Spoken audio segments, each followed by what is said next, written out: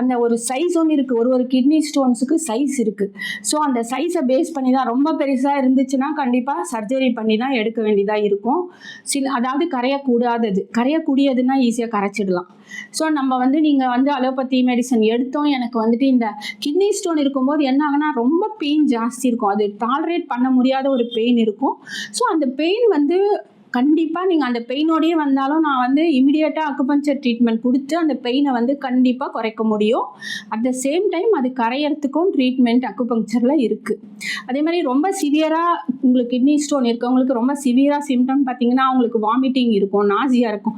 So அந்த மாதிரி இருக்கிறவங்களுக்கும் கண்ட்ரோல் பண்ண முடியும் அக்குபஞ்சரால். அதனால் கிட்னி ஸ்டோன் வந்தால் நீங்கள் ஃபஸ்ட்டு ஸ்கேன் பண்ணி அதுக்கான காரணங்கள் இதெல்லாம் பார்த்துட்டு நீங்கள் அலோபதியில் போயிட்டு முடியல என்னால் அப்படின்னு சொன்னீங்கன்னா நீங்கள் அக்குபங்க்சர் ட்ரீட்மெண்ட்டும் எடுத்துக்கலாம்.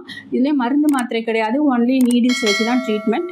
ஸோ நீங்கள் கிட்னி ஸ்டோன்ஸுக்கும் அக்குபங்க்சர் கண்டிப்பாக கை கொடுக்கும். நீங்கள் இந்த மாதிரி பிரச்சனை உங்களுக்கு ஏதாவது இருக்குது அப்படின்னா நீங்கள் கீழே இருக்கிற நம்பரை தொடர்பு கொண்டீங்கன்னா உங்களுக்கு சரியான விளக்கம் கிடைக்கும்.